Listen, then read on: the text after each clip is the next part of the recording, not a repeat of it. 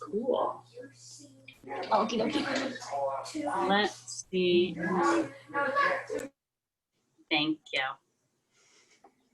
All right. Well, hello, everybody. Let's see. Who did I miss?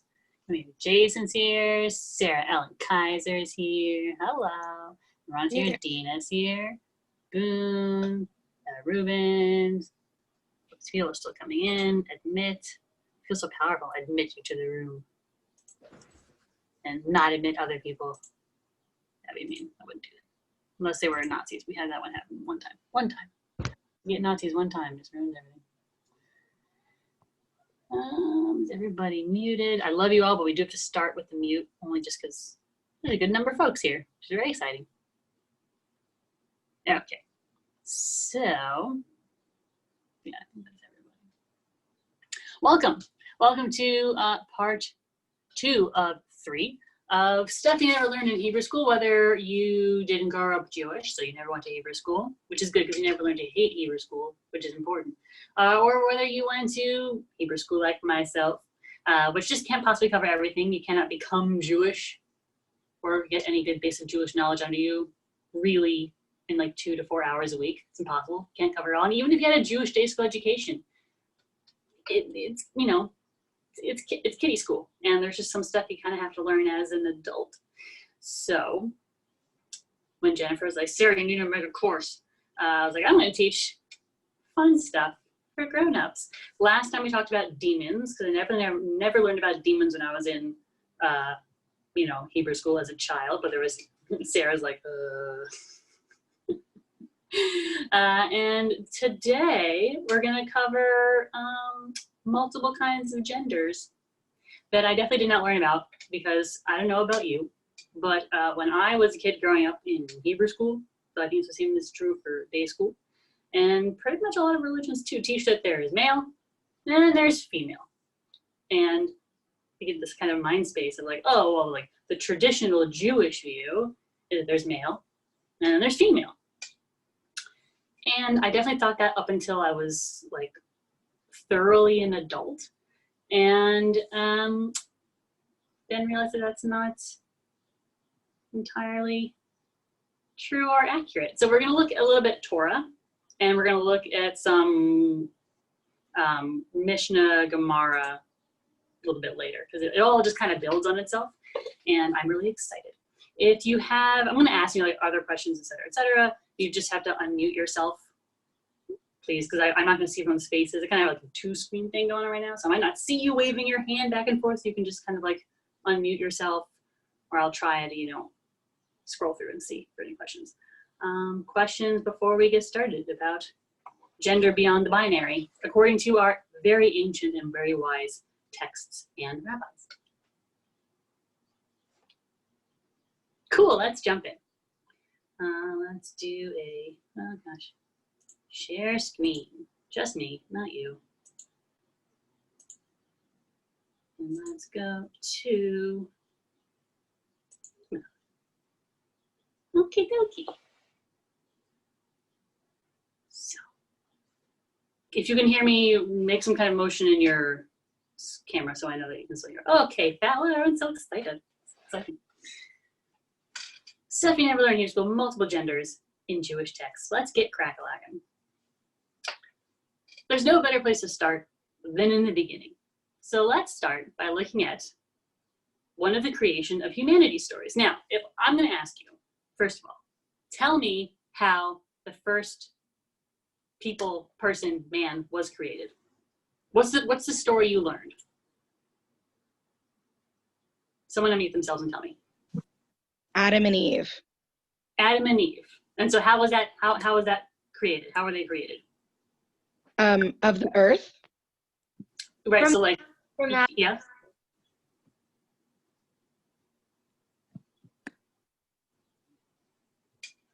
So like God kind of like made a little man shape out of the ground, right? And went, and there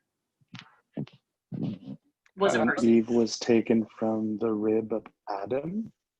And Eve was taken from the rib of Adam, right? And that's how we got woman.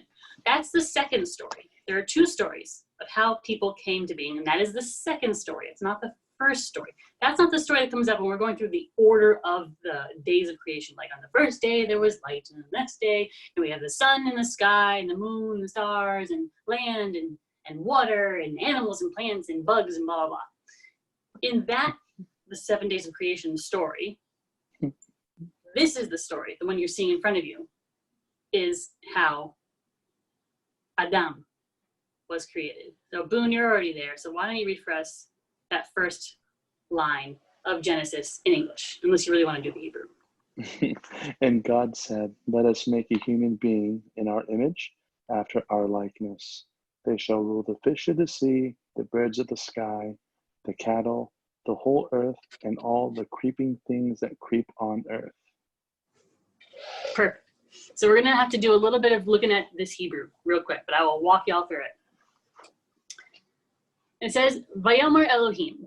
God said. Now, Elohim, mind you, God is a plural here. God is referring to God's self in the plural. So God's saying, let us, which makes sense, you know, Naaseh Adam. Let us make an Adam, a human being, a person. Bitsalmenu, Kidmutenu, in our image, after our likeness. Tselem is an image. Demut is a likeness. It's a very good translation. So God's saying to God's self, referring to God's self in the plural, which is interesting. God does not refer to God's self in the singular, but the plural. Let's make an Adam, a single Adam, not Adam, the name, no Adam, an Adam, in our image, who looks like us and is like us. Okay, so you keeping all those the grammar parts straight in your head? There's a lot of grammar going on right here. I apologize if you don't like grammar, but I do. V'yirdu b'degat, and then goes on and on and on. Okay. They shall, now God's referring to this Adam in the plural. They shall, not he shall, not she shall. They shall, this singular Adam, will rule all of the fish and the cattle and the birds and the whatever. So there's a lot going on there, grammar and gender-wise. Now, Boone, just read the second line, also in English. You're just so good at reading. Yes, I'm going to be the honor graduate of this course, as my wife would make fun of me. And God created the singular human being in the divine image. In the image of God, it was created, male and female. God created them. Ooh. So there is all sorts of stuff going on here as well.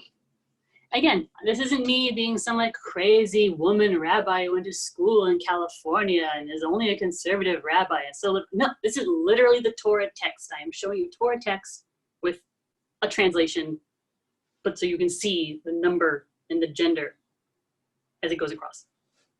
So God creates this Elohim, same God referring to God's self in the plural, created an Adam, Bitsalmo, Bitsalem Elohim, in the divine image, in the image of God, bara oto, that's the singular, God created it. Zachar unkeva, bara otam, male and female, God created them. The Adam, this human being, is referred to both in the singular, but also in the plural, and is referred to as Zachar unkeva, male and female. So I ask you, what is the nature of the very first human being that was created? This Adam.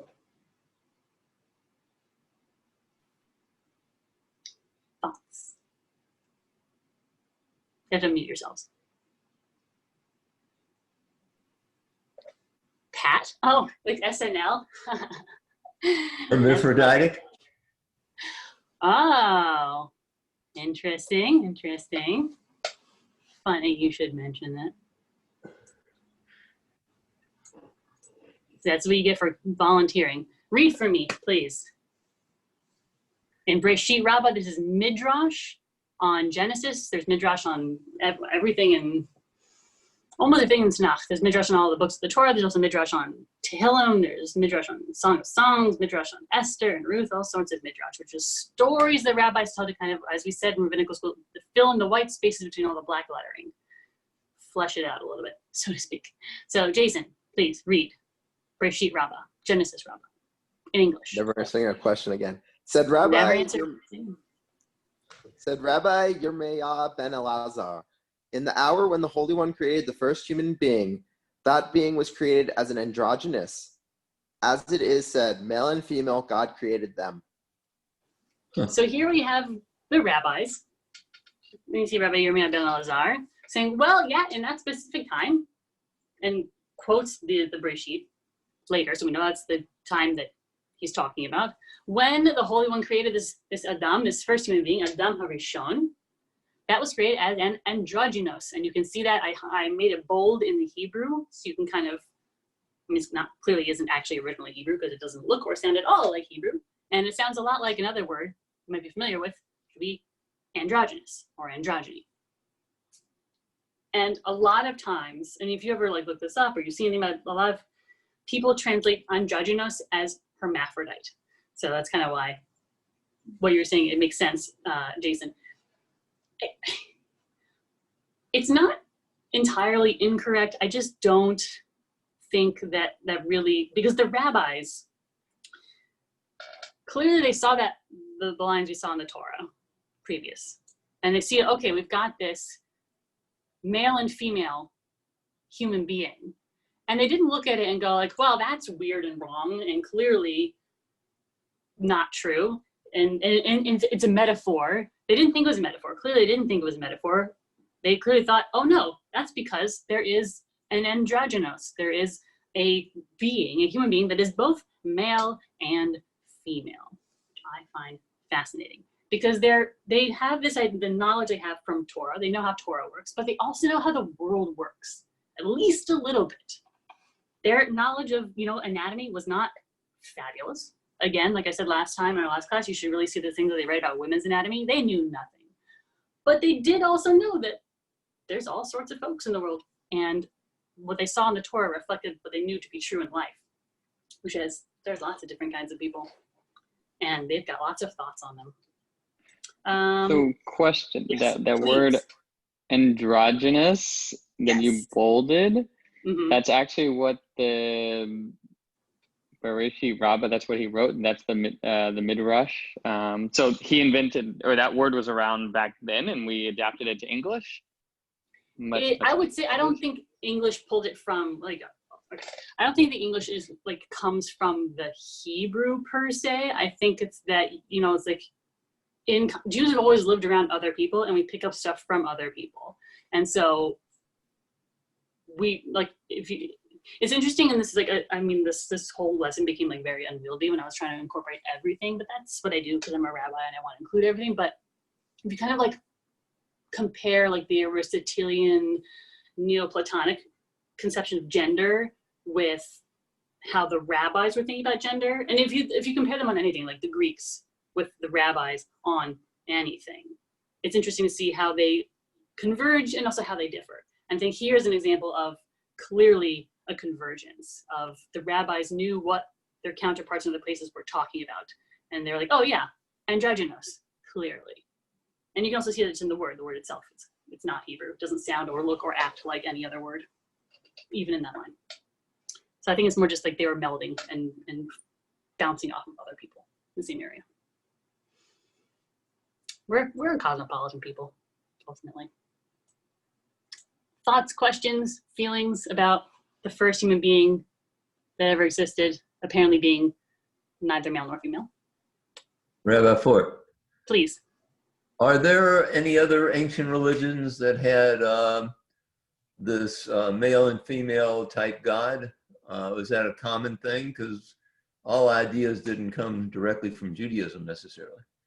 No, of course not. I mean, Jewish ideas are founded in Canaanite religion, so that's another course I'd love to teach.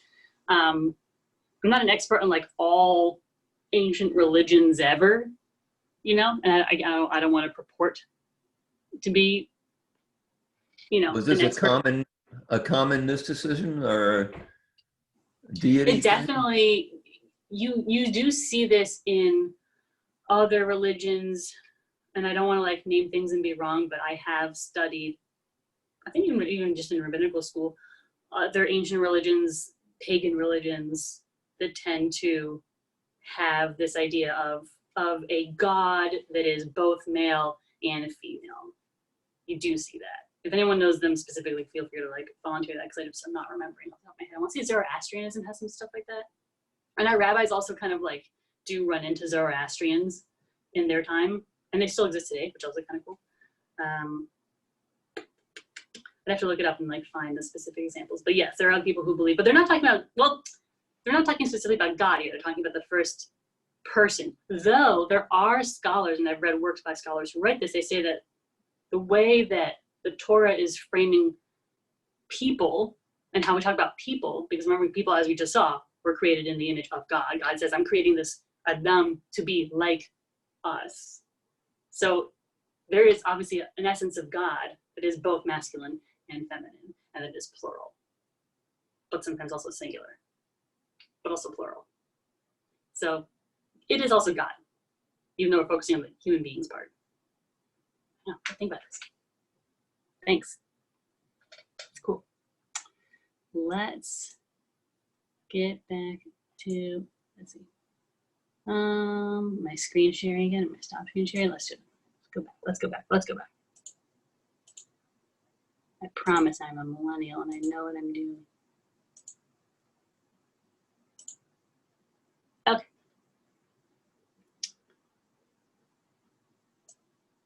So let's make it more complicated. Let me get you some more stuff to think about. This is the Mishnah. This is the early Jewish legal text. It's, I would say, the earliest Jewish legal text that we actually codified and kept. There's some other stuff, but this is the first. So what is the nature? Now you're all gonna get ahead. What is the nature of this androgynous? Well, the Mishnah, the rabbis in the Mishnah, whose job it was essentially to take the Torah and make it into a law. Like, how can we make this workable as a way to live our lives? So clearly they saw androgynous. They knew it was a thing. They knew children were born with genitals that didn't make sense to the way they saw their genitals or their wives' genitals. So they're, okay, clearly we have different kinds of folks in the world. And they are very tied to genitals and very tied to exterior kind of markers of gender. And that's the ancient rabbis. They didn't really think of it kind of outside of that. But they were a little nuanced in how they thought about gender, clearly, because androgynous. Someone read for me the first section we see on here. You're going to see what are the rabbis thinking about when it comes to gender, when it comes to this not man, not woman. What is this third category? An androgynous. Anyone? I'm going to scroll through and pick a name from my list. Sarah Kaiser.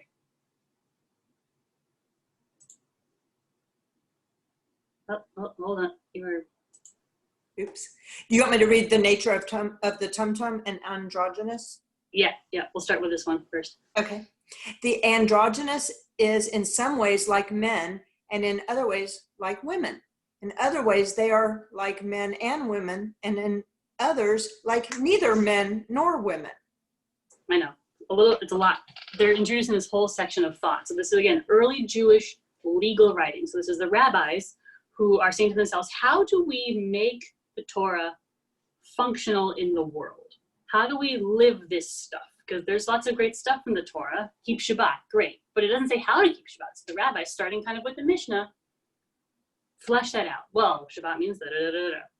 And in other ways, like this one, they see, oh, there's male, there's female, but there's also like, there's other stuff going on. And we know there's other stuff going on because we live among human beings and we know how human beings, and there's male and female and there's other stuff going on.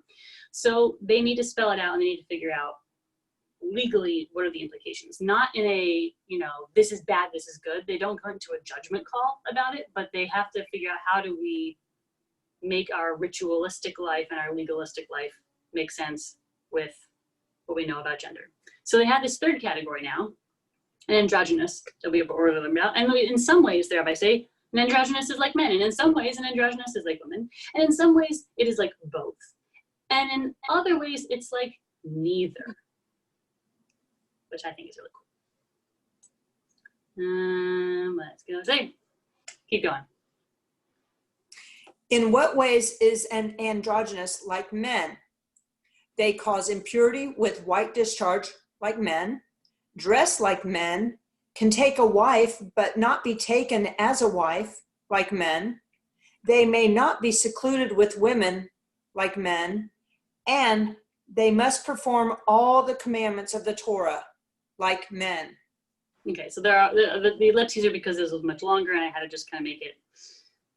I want to include stuff that had required as few explanations as possible. So they had this category of a human being that is masculine but is not a man the way they think of themselves as being men. So they kind of have to illuminate what are the ways? What are the ways that an androgynous is like a man? Well, you can cause impurity with discharge. In Judaism, we just believe that things that come out of your body can cause impurity. It's not a bad thing or a good thing. It's just a thing. And white discharge out of an androgynous causes impurity, which is kind of like a man. Okay. How do they dress? They dress like men, according to our rabbis. They can take a wife, but not be taken as a wife, which I think is really interesting. And they may not be secluded with women. So what I think you're seeing here is the rabbis' anxiety about who do they think has power and in a situation. Like, to me, I hear their anxiety of like, we have these androgynous, and if they are masculine enough that they could take advantage of women, we can't have them being secluded with women the way we are not allowed to be secluded with women, because that is our anxiety. And they can take a wife, but not be taken as a wife. So I think you're seeing there the ancient rabbis' anxiety about, well, in Jewish law, in kind of classic Jewish law, men take wives, women don't take husbands. Women are taken as wives and are taken by husbands, but never the other way around. If you're an egalitarian, great, like me, that's fine. But classically, where the rabbis understood marriage and the nature of men and women, it was in this way. And so they go, what's an androgynous? Androgynous, we're going to say, man enough that they can take wives. Interesting that they do also allow, they don't think like, oh, if you're not a man, you're not allowed to have sex. You're not allowed to, be a person in thus and such ways. No, you are. They shunt you into a category and they make you less similar to men, but you are still a person in that way. And they also, you get to perform all the commandments of Torah, which actually gives them a lot of leeway as an androgynous. So there's a lot of ways in which an androgynous is like men. Well, in what ways is an androgynous like women? And in what ways is an androgynous like women? They cause impurity with red discharge like women. They must not be secluded with men like women. And they cannot marry a brother's wife as part of Yibum. Mm-hmm. Cannot share in the inheritance with the sons like women. Cannot eat most holy sacrifices like women. At birth, their mother counts the blood of her impurity like for a girl, and he is disqualified from being a witness like women. So after enumerating all these ways that an androgynous gets to be like a man, does all the commandments of the Torah, takes a wife, etc., etc. Now they're saying, oh, but an androgynous is also like a woman in some very definitive ways. Can't be secluded with men. Yes, can't marry their brother's wife, which isn't a huge shock because they're not allowed to take wives, period. But they're saying an androgynous is not. So it's interesting. You see, like, they're allowed to take wives. Yes, they can take wives, but they're not allowed to marry their brother's wife as a part of Yibum. Yibum was this idea in the Torah that if you were married but didn't have any children and your husband died, sorry, you would get to / had to. Well, you don't have to. You had the option. You could marry his brother, regardless of how many wives he already had, because polygamy was not an issue for our ancient rabbis. And then the first child you had with your brother-in-law would actually be your first husband's baby. It's a little confusing, a little gross. And even in ancient times, a lot of women did not want to marry their brothers-in-law and have babies with them. That would then be their dead husband's babies. Can't imagine why. Anyway, that's called Yibum, levirate marriage. And so the androgynous, male enough, man enough, masculine enough to take a wife, but not allowed to do Yibum, which is interesting. But also cannot be taken as a wife. So it's like they're woman in these ways, but not quite woman in other. I think it's fascinating. They can't share the inheritance with their sons, with their brothers, basically, their father's other sons, because they're not boys, but they're not girls either. And their mother, when they are born, the woman traditionally has the kind of days of impurity she counts, and they are twice as long for a girl as for a boy. And also androgynous cannot be a witness in classic Jewish law and in classic understanding of Jewish law. That is still true today. I don't do classics, so that works for me. Doesn't matter, but that's how it was. Questions, comments before we go on to like the really weird gray areas? I have a question. Please. So could you explain to us what it means, how the mother counts the blood of her impurity for a boy and then for a girl? Is there a certain amount of time? Yeah, it functionally, it doesn't really matter because having had a baby, like you're not going to be up and ready by the time. You wait 6 weeks. So that 6 weeks goes way beyond your days. But the days of counting for a girl are twice as long as the days you count if you have a boy. And there's a whole bunch of reasons behind that. Some of them are interesting little rabbinic apologetics, which I'm not a huge fan of ever. And some of them are kind of more obvious ones. But like, why would you have to count twice as many days before? The idea is that you're counting these days of impurity. What does it matter if there's days of impurity? At the end of your time of impurity, quote unquote impurity, you go to the mikvah, you dunk, and now you can resume sexual relations with your husband. And you have to wait twice as long if you have a girl. Some people would say it's because you're being punished for not having a boy. Some people say it's because one day your girl is going to have a baby and then you kind of have to like do more time because she's a girl too and you're both girls. I don't know. That's the idea. Is right. There's some like, again, apologetics, like because women are so great, we make them suffer more, but I'm never a fan of those ideas. But yeah, that's a thing. Thank you. Yeah, thanks for asking. Hey, let's go into ways in which they are like both men and women. Or no, different from both men and women. There we go. Oh, so there are, he says it's the ways of like men and women. It's like they're androgynous are like men and women. And it goes on to say that I took it out because it wasn't that interesting to me. And that they get treated like human beings. Like you can't murder them, and you can't like this. It's kind of just it's very obvious stuff. I didn't want to take up time with it. Which ways are an androgynous not like a man and not like a woman? Neither. They are their own kind of thing. And then we'll be introduced to a whole new category just to get you a little more confused. But I like it because it shows the rabbis had a whole interesting way of thinking about gender. Last one. And in what way, and in what is an androgynous different from both men and women? They must not be sold as a Hebrew slave, unlike men or women. Rabbi Yossi says an androgynous is a unique creature and the sages could not decide about them. But this is not so with a tumtum. Tumtum? Tumtum. For sometimes a tumtum is a man and sometimes a woman. Okay, so there's two interesting things going on here. Androgynous is unlike men and unlike women. They are their own kind of thing. And it has a few examples which were confusing. I didn't want to take the time to explain because they would have taken a lot of time to explain. But it says it has this example, they can't be sold as a Hebrew slave. I'm like, that's weird, what does it matter? There are rules in ancient Jewish law. How can you sell yourself or your child as a slave? Assuming you've come into debt and you want to get out of debt, what do? Well, you sell your children off as slave, but you can get them back eventually, so it's okay, apparently. But there are rules for how do you treat your slaves, and he and she, and they're very specific. And among other things, in this, the rabbis say, well, you can't do that with an androgynous because they're not a man, they're not a woman. So you can't try and shunt them into a category of this is for men and this is for women because they're not either. And again, it's not, you notice there's no language of judgmental, like, oh, and that's bad. Oh, and they're not. They're simply presenting to you, there's a category. The rabbis love categories. They just want to slap labels on everything. They want those little machines you can like, type into and they print up a little label and you can stick it on your stuff. They just want to label stuff. And so they say, okay, we've got this another third category, androgynous. And they're kind of like men, kind of like women, kind of like both, kind of like neither. And it's not bad, and it's not good, and it's just kind of what it is. But then they have another category, a fourth category, the tumtum. And a tumtum, they say here, and we'll get further into that, is sometimes a tumtum is a man, and sometimes a tumtum is a woman. Questions about androgynous folks before we get further?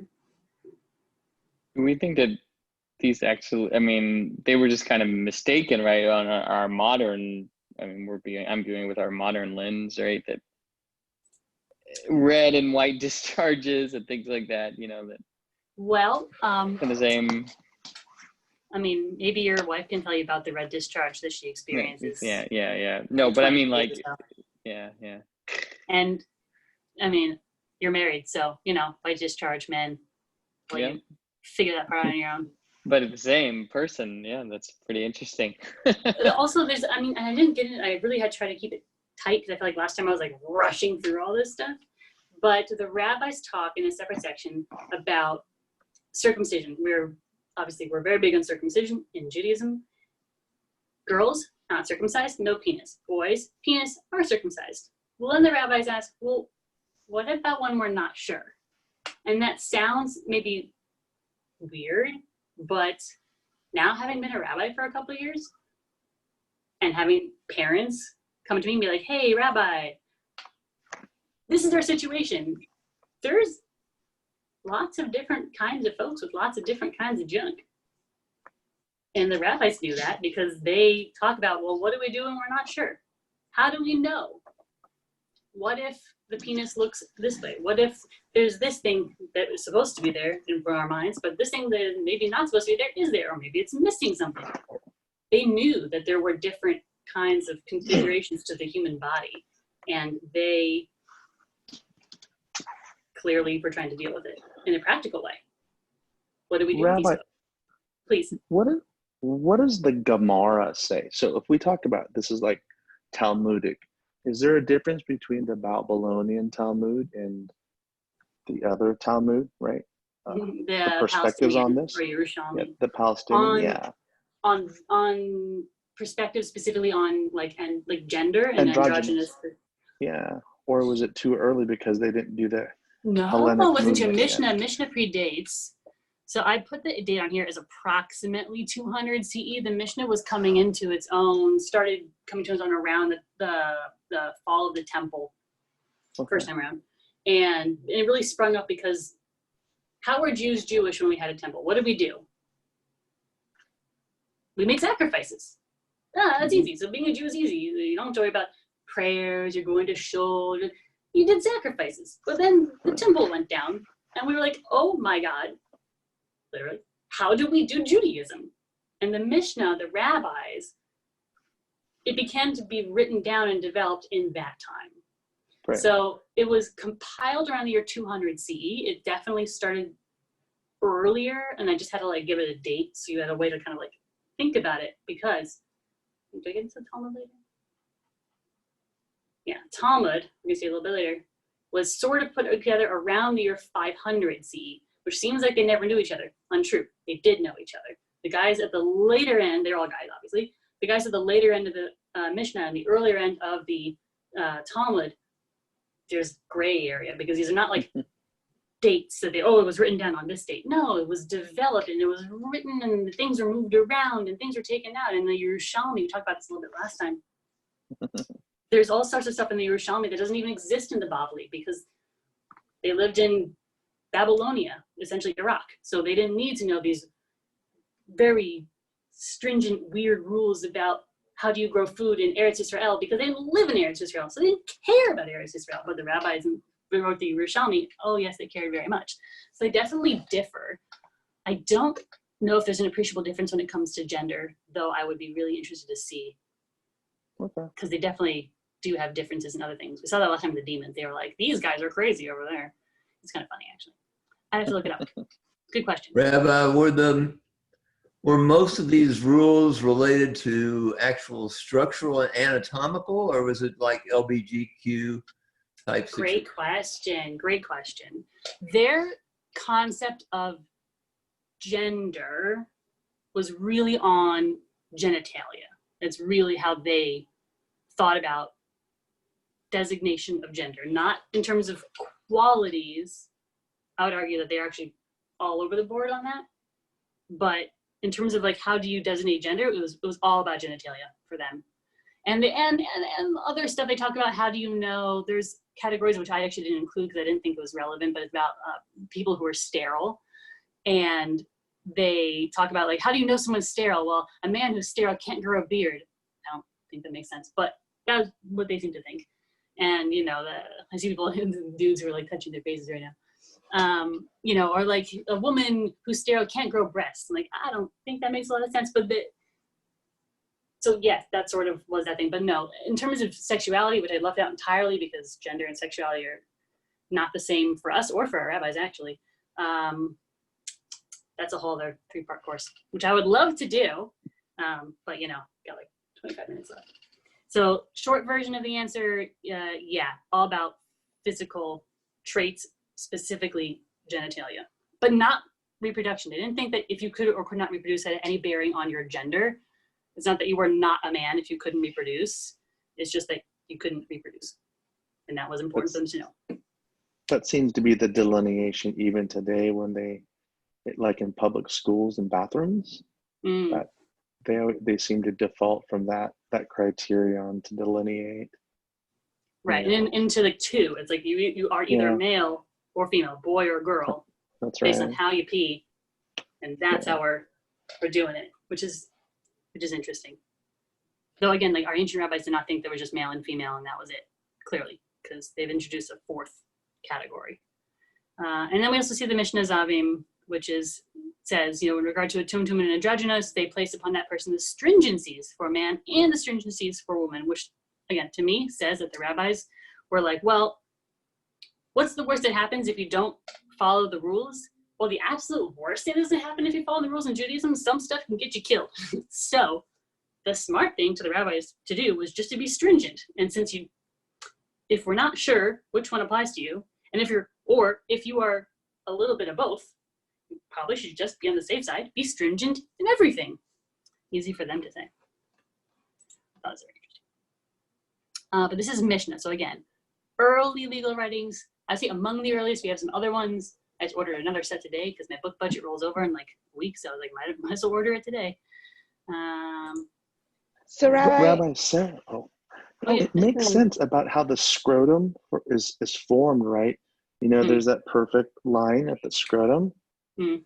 There's a theory that says that you were born as a woman at first, right? And then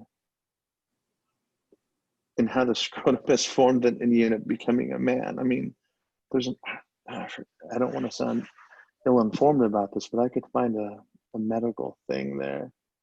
I think there is some, I mean, the rabbis definitely had no idea about that, though. Fun fact, they thought that, like they always said, and this is like when I do a whole thing on abortion, this is how I like to start with, is that the rabbi said that until 40 days, you can pray for whatever gender you want, whatever gender of kid you want when you're pregnant.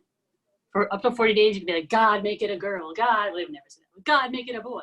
But after 40 days, all you can say is, please, God, let it be healthy, because they believe that after 40 days, decision was made and there's no point in praying for something you can't change. Which I think is really interesting. So they had some idea about how babies were formed, but clearly not correctly. But, you know, a little bit. Someone else was trying to say something. We got cut off talking about scrotum.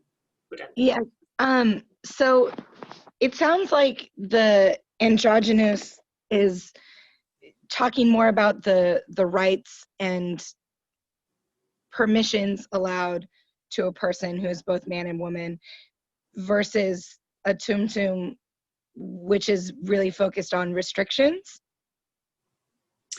Yeah, let's see.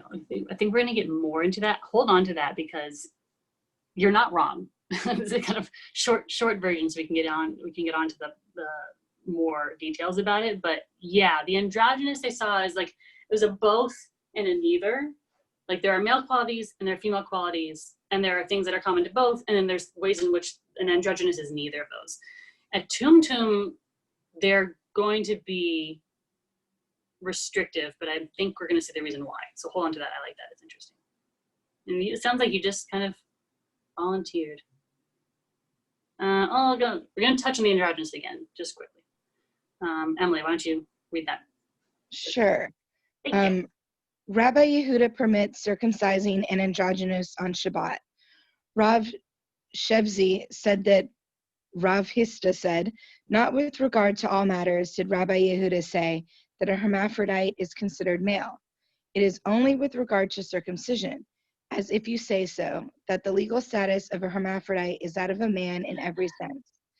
then even with regard to vows of valuation, he should be valuated. Okay, so first of all, I apologize, there's a hermaphrodite in there, and I thought I'd change this translation over to a more correct one, but I clearly did not. But if you look over in Hebrew, you can see it definitely never says anything about hermaphrodite. It says androgynous. That's all it says. There's no word for hermaphrodite, actually. In Hebrew, that's clearly not also what they mean. But just to kind of go back a little bit to our conversation about just how male is an androgynous, clearly it's somewhat male and somewhat female, in that you can do, so a circumcision on Shabbat breaks Shabbat. It does, just straight up break Shabbat. But are we allowed to do it? Absolutely, we're allowed to do it. And even the most orthodox person would tell you, you still do a circ on Shabbat because it's that important. And so they say, like, well, what about an androgynous? Clearly there's a question, like, does an androgynous, I mean, like, you know, they're kind of masculine, but they're also kind of feminine. So are we really going to break Shabbat to circumcise an androgynous child with a penis that has something to circumcise? And the rabbis say, yeah, absolutely. That person is a person, and if they have a penis, it needs to be circumcised, which is really interesting. But they're also not going to go say, well, an androgynous is completely masculine person because maybe it is masculine in regards to circumcision, but not in all things. Moving on. Okay, the tomb. Let's go on. Sorry. So Emily, read this first, the first one, and then we'll go on to the second one. Okay. And it is a little bit, if you don't want to say the words that are in here, I could just read it instead. It gives a little bit. That's fine.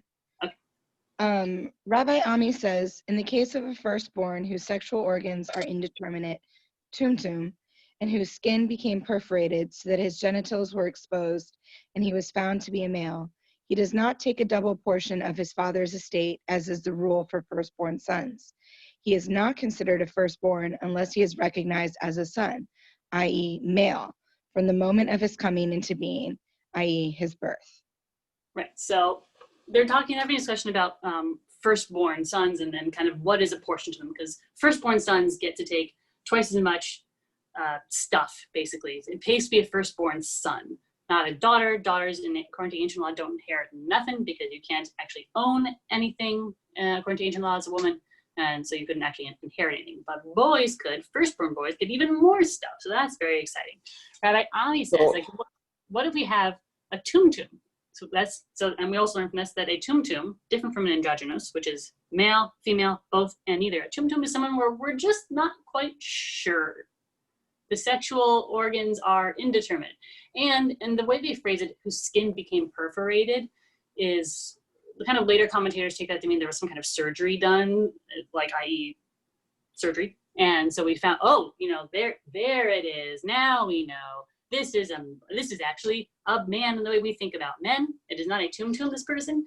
So now, but is it a firstborn son? This is a firstborn child who it turns out to be a firstborn son, but we didn't know when they were born. So do they get the firstborn's rights when it comes to inheritance? No, because they have to be considered male and nothing else from the moment of their birth. That's kind of a bummer. The rabbis are being mean. Well, maybe, but also, continue. Second part, please. Rav Naman Bar Yitzhak said, a tumtum who was found to be male is also not judged as a stubborn and rebellious son, as the verse states, if there will be to a man a stubborn and rebellious son, which is interpreted to mean that one is not judged in this manner unless he is recognized as a son from the moment of his coming into being. So while it does stink that if you are categorized as a tumtum when you're born and you're found later to be male in the traditional way of thinking about male, you don't get that double portion. You don't really get a firstborn son's rights. However, you also don't have to worry about falling to this category of a stubborn and rebellious son. Ben Sura Mored. There's this idea that the rabbis hated so much they actually pretty much functionally got rid of it, which is that if you have a firstborn male, if you have a male child, and they are really bad, they're a bad kid, you can basically have them killed. And in this way, they're always saying, okay, well, can this person be killed? No, they're not male enough. They might be not male enough to get their firstborn's inheritance, as all firstborn sons get, but they're also not male enough to have to worry about getting killed for being a ben sori or more. So, they weren't trying to pile on this person who kind of falls into this fourth category of gender, but they were trying to figure out how to functionally live their lives. They weren't saying like, this person stinks, this is a bad person, because they are neither one nor the other, which I think is kind of nice of them personally. What's next? I remember.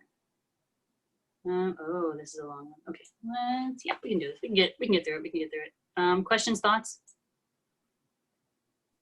So a tumtum, it's just you're not sure on the gender, whereas a androgynous is it has both genders. Yeah. And also is neither. So both or neither, but if you think you're just not sure.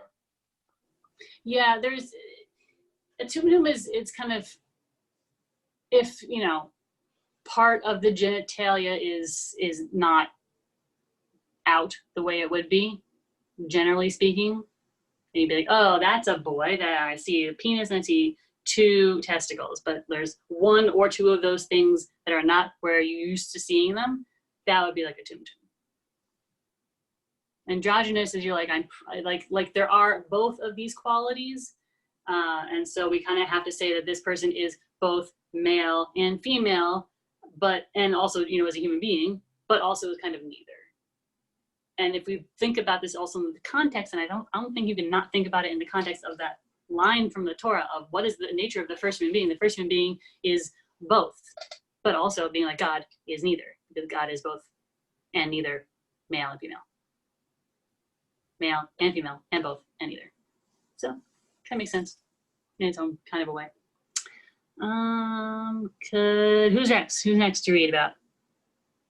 Showing up in temple. Males, females?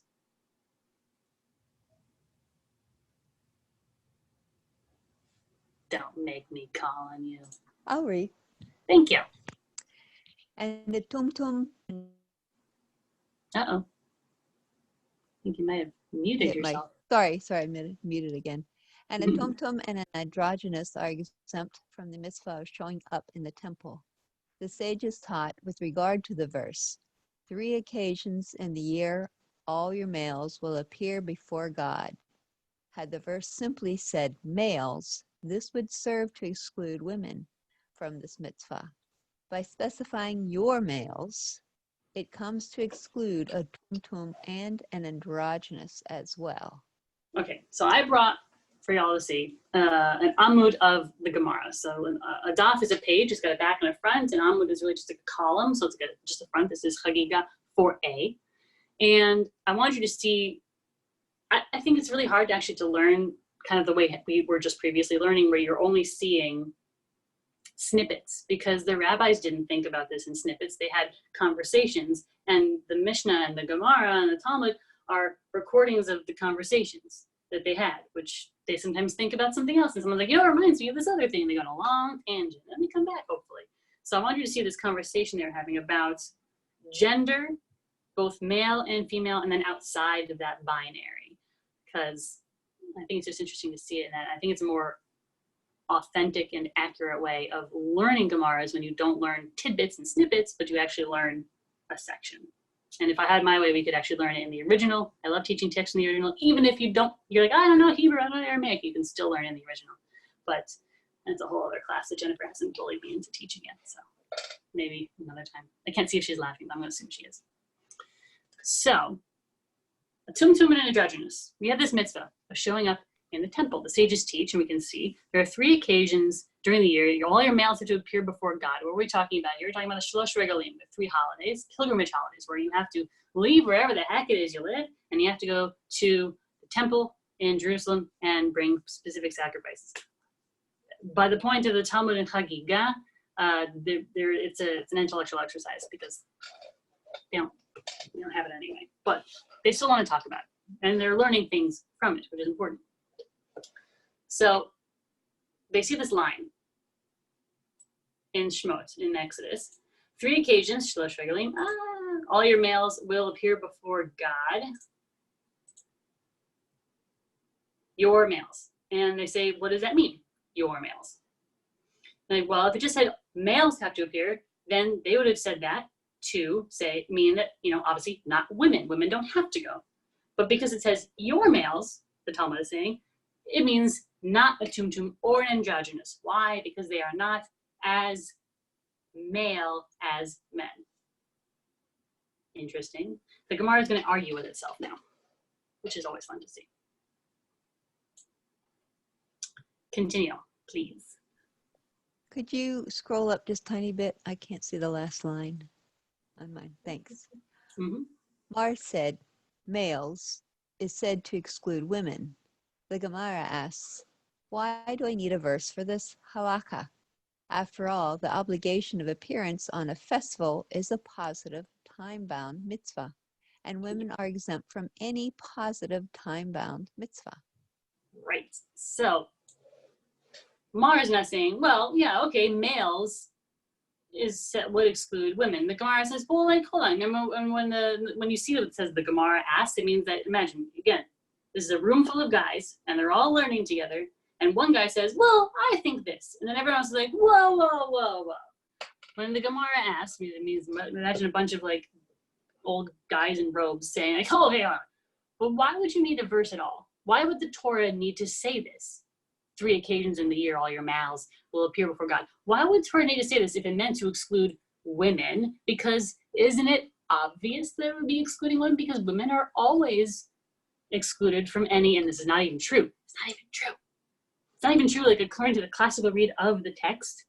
The rabbis themselves say it's not true, but I don't know. This is what's stuck. Women are exempt from positive time-bound mitzvot, meaning a mitzvah, not in like it's a good deed, helping a old person cross the street. No, like mitzvah, it's a thing you've got to do as a Jew. Positive means a thou shalt, not a thou shalt not. Time-bound meaning it has to happen in a certain amount of time, in a certain part of the day, a certain part of the year, whatever. And women are generally, though not always, exempt, not prohibited. People like to conflate that, get like exempt and prohibited and pretend they're the same. That's how they used to say, like, women can't wear a talit, women can't wear tefillin. No, women aren't prohibited. If you want to interpret it, but you could say that they are exempt from having to do it, but it doesn't mean they're prohibited. You just don't want to let women do stuff, and that's your own dang problem. But that's another 3-part session. The Gemara. I go laughing, I'm saying this is good. The Gemara says, okay, but this isn't obvious. Why do we need a whole verse to explain it? We're explaining something we already know. Women are always exempt from positive time-bound mitzvot. Okay. Mar changes his mind, which is allowed. Let me continue, please. Mar said, your males is said so as to exclude a tumtum and an androgynous. The Gemara says, granted, the exclusion of an androgynous was necessary, as it could enter your mind to say that since they possesses an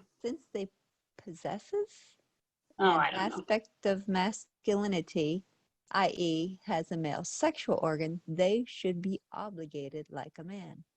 Therefore, the Baraita teaches us that an androgynous is a being unto itself, which is neither male nor female. Okay, so Mar doesn't change his mind so much as he is being very specific. He's saying if it just said males, it would be excluding women. Sure. And the Gemara is like, that doesn't make sense. And Mara's like, that's true.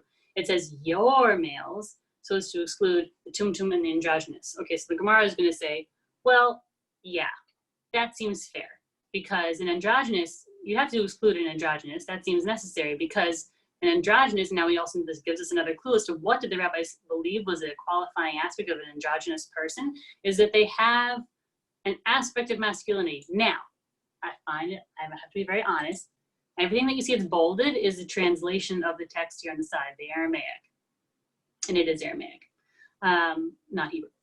This stuff is the fill in the blanks, basically, from Rav Steinsaltz, Adin Steinsaltz, who I think is still alive, God bless. Brilliant, brilliant, brilliant. So brilliant. And he kind of just helps explain things, because he's explaining, because as someone who knows, he's Orthodox, Israel, amazing, brilliant. He's kind of just filling the blanks, and he knows everything that's happening in the Gemara. So when he gives you an answer, you know it's based on something else that he sees later. So he's not just making it up because it sounds good. I actually wasn't even allowed to use Steinsaltz for my first couple of years of school because, it's like reading from him, you're just getting all the answers. So we weren't allowed to use him. Till we got further along. They're like, yeah, it's good enough, close enough. Use a Steinsaltz, why not? I love Steinsaltz. So he's the one saying that an aspect of masculinity, quote unquote, is a male sexual organ. That's what he's saying it means. And I'm sure he has reason, but also he Cliff Notes. Essentially, yeah, no, it is. It is Cliff Notes. Steinsaltz is a Cliff Notes, and he actually, I mean, it was really nice for me. I felt so smart when I got to the point in rabbinical school when I was learning Gemara, which is in Aramaic. You can tell it's Aramaic. You start seeing olives on the ends of things. Aleph. Salkadatach is like a literal Aramaic idiom. Aramaic's got olives on the ends of stuff, for example. And then, you're in Aramaic land, not in Hebrew land. But Aramaic was really hard. And I felt so smart because he writes his commentaries in Hebrew. When I would read his commentary on the side, and I'd be like, oh, and I would understand the Hebrew. And I was like, oh, I'm so much further than I was 3 years ago, because I was like, yes, Cliff Notes in Hebrew. And that felt like a huge accomplishment. So, short version, this is the actual translation, and Steinsaltz is very open about this, and this is his this is how he writes it in Hebrew. He just like kind of fills it in the blanks with Hebrew. So you might think, it might enter your mind, that because they possess this aspect of masculinity, which Steinsaltz says is a penis, then they are therefore obligated like a man. So then you would also think that they are then obligated for shlosh regalim and going to Israel and the temple and doing not Israel, but Jerusalem specifically.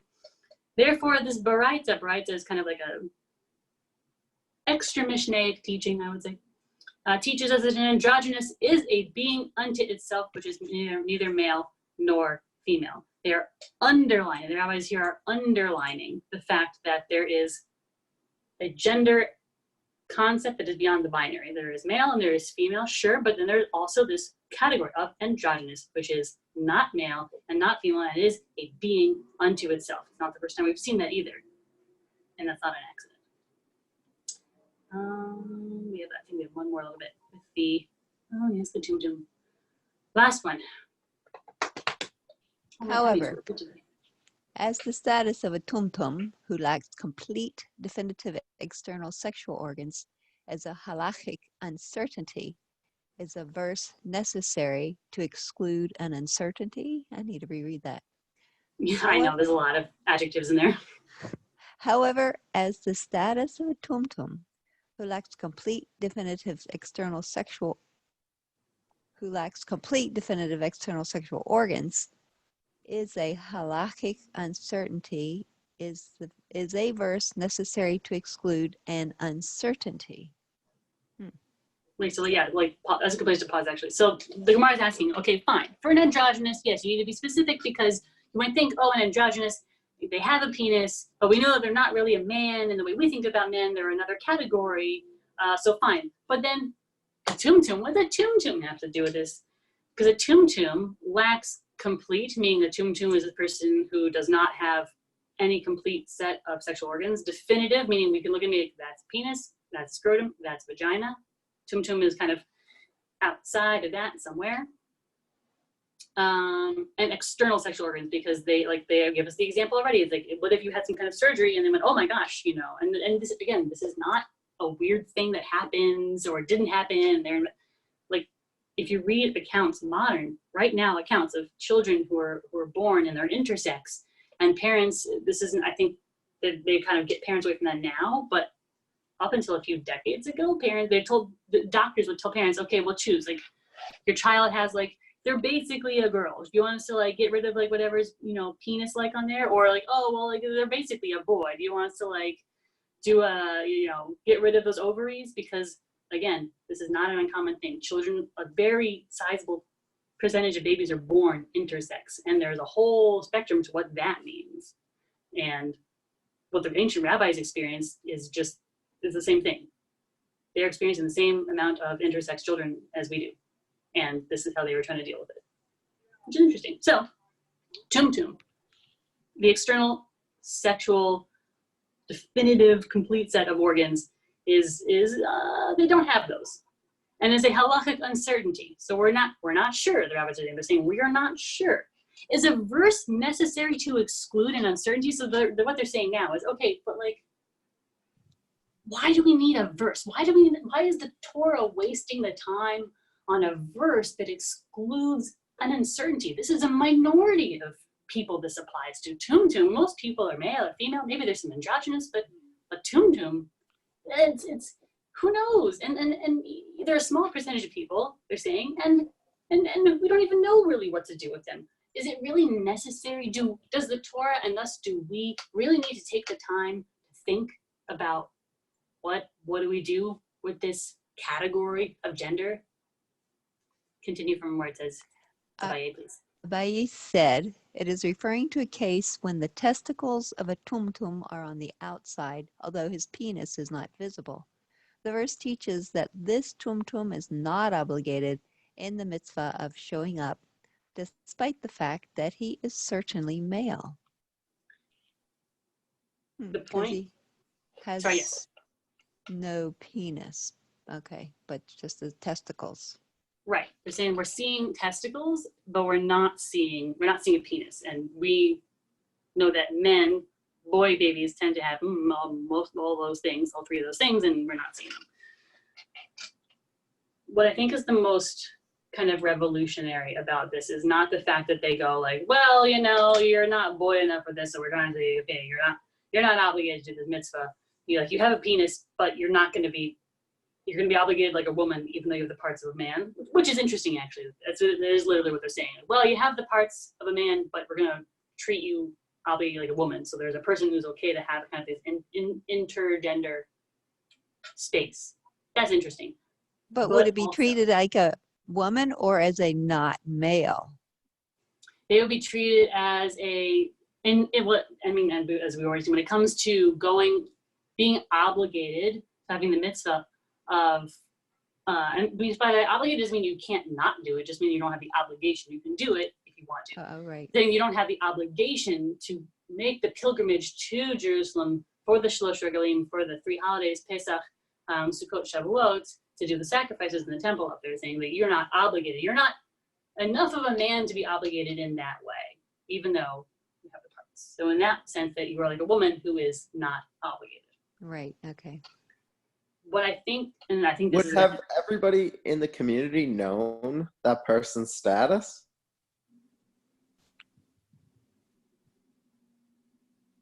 I mean, the Moyle here knows our boys. So in that sense, status was a really, really big thing for them back then. It was very important, like a freed person versus an enslaved person, a minor versus an adult, male, female. Male, female was easier for them, but obviously there were folks who kind of blended, and I think to an extent they would have, because it would have affected who you could marry. Because we've seen an androgynous can marry a woman, but can't be married by a man, to use like their way of thinking about marriage. Also, I was wondering, did the children, some cultures, the children, when they were little, very small, they would run around naked. Did children do that back then, or did they keep them clothed the whole time? Because I was thinking, the community's so small, people would just know. Yeah, you'd see. Right. Interesting. I don't know. I'd have to like, I mean, that's really just kind of what was ancient Israelite, ancient Jewish, really, society norms in terms of modesty, and when did that kick in, what was considered immodest and what was considered modest. Yeah. I don't know. That's really interesting. I have to look. That's an interesting thought. I want to be respectful of everyone's time. I know it's like 9 and whatnot. And if you take nothing else away from this, I know I said I'd do it last time. I didn't do it last time. I'm sorry. I'll make this available and we'll send it out, and so you can see all the sources and just think about all the different kinds of gender. But if you take nothing else away from this 1 hour that I just like whipped us through, because that's just what I do apparently, just kind of run us through as much text as possible. Our ancient rabbis knew at a deep and spiritual and religious level that gender does not exist strictly along a binary.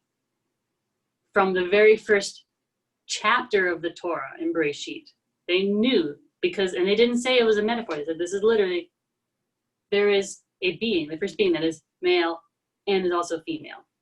And you can read through their writings. I had to pick these out. There's a lot of stuff in our text from our ancient rabbis who are saying there's male and there's female and there's another category and there's another category. And were they revolutionary? Did they think did they think of transgender? No, absolutely not. They did not think of that. Did they think, were they progressive? I would say no, in the sense that other ancient societies also believed in folks who existed outside of the gender binary. But I think we often think like, oh, it was ancient Jewish and religious Jewish and observant, so they had believed in male and female. As you can see, that's not true. And our ancient rabbis were much more nuanced when it came to what gender meant. And credit where credit's due. They did think of that. I think that's really, really cool. And I hope that if you're ever like, oh no, but gender in the binary, male and female, and this is what men do, this is what women do. Even our ancient rabbis didn't think that was true. And if they can think that that's not true, you can also be freed from the very strict gender binary. So if you have to go, please go. If you have any questions, please ask questions. Thanks for joining me next time, not next week, but the week after. Not next week, but the week after. The third of the three-part series, Things I Didn't Learn in Hebrew School, the Not Jesus Messiah. So as a Jew, what's the Messiah? And how is it not Jesus?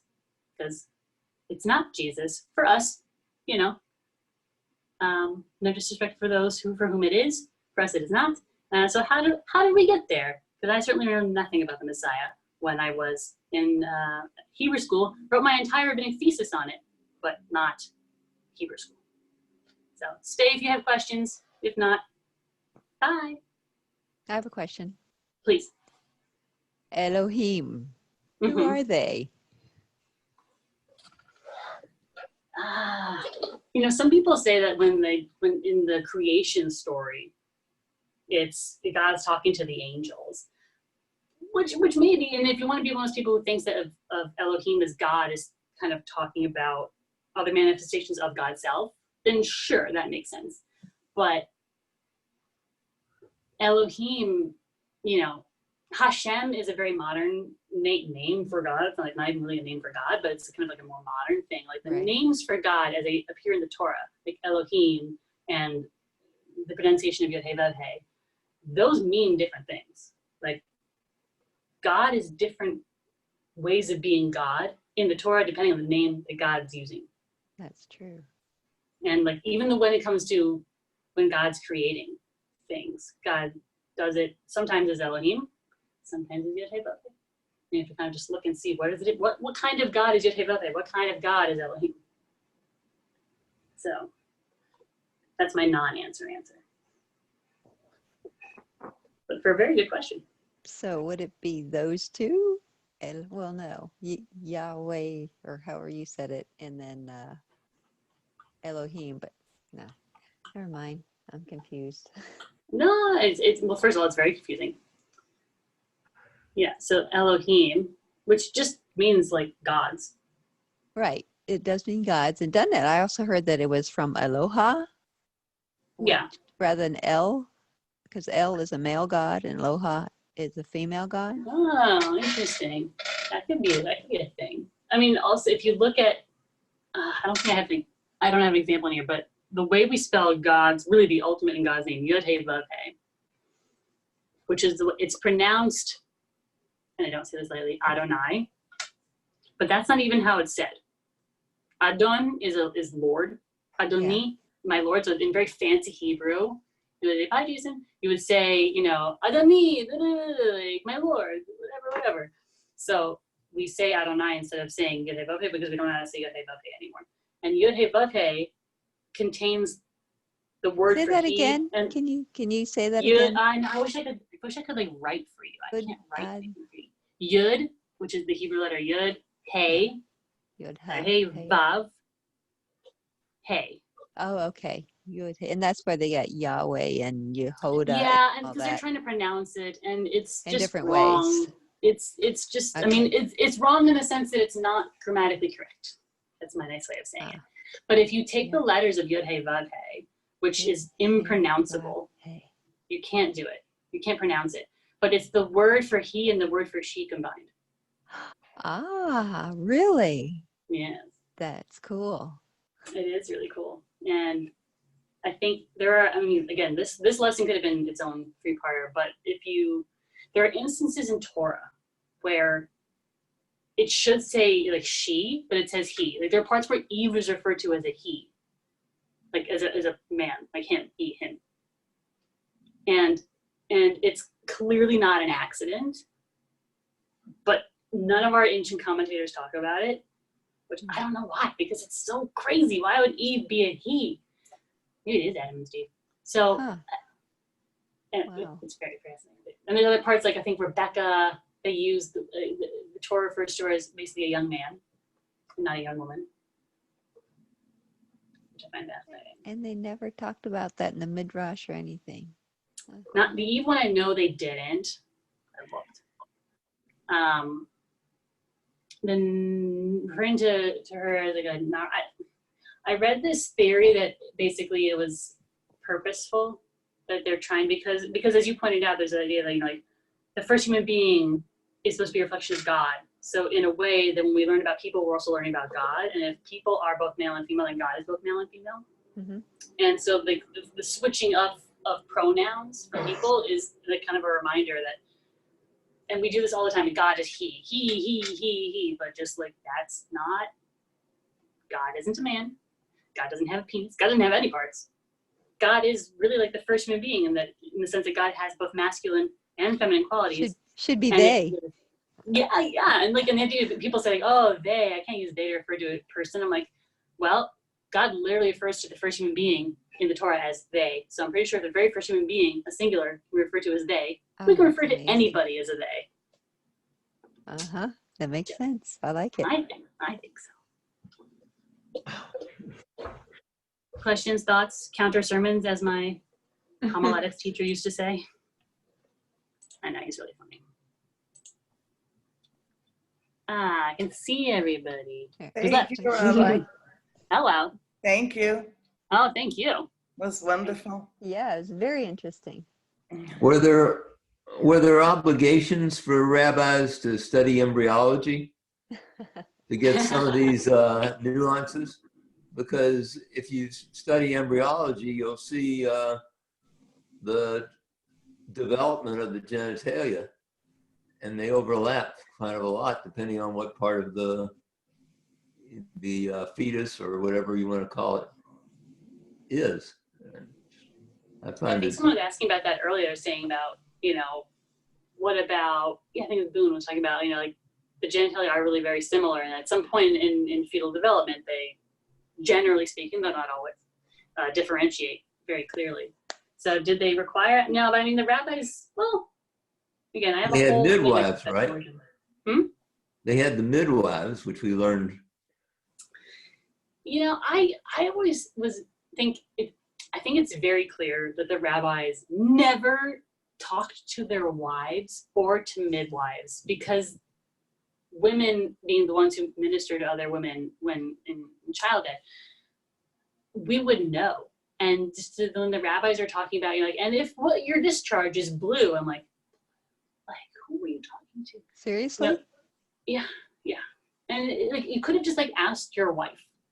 And they just had ideas about, the womb has 2 chambers. And it's like, what? So their ideas about women's anatomy, I think, could have been solved very simply if they just asked. They didn't. But they weren't dumb. I also want to make that very clear. I don't think they were dumb. I think they were very, very fairly fettered by just the time in which they lived. And I don't think it was necessarily out of malice that they got a lot of stuff wrong. They do what they could. Thank you and good night. Night, Derry. I mean, sometimes they were misogynists, though, to be honest. That's just true.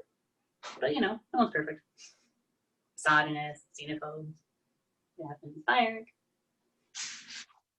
Hi, So one other Liara. thing I wanted to say was we're talking about up to 40 days you could pray for a male. Yeah, whatever or gender.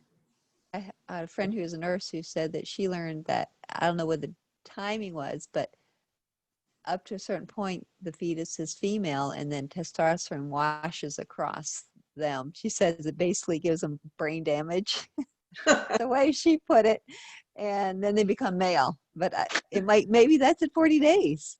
Well, I mean, we know that like all your eggs are X, and then the gender is determined by the sperms, which either is a X or a Y. So like, you know, we like to say like all babies start out as female, as X, and then like eventually we figure out like which one are you going to be. But yeah, obviously there's no gender, there's no difference in a fetus until much later in its development, several months.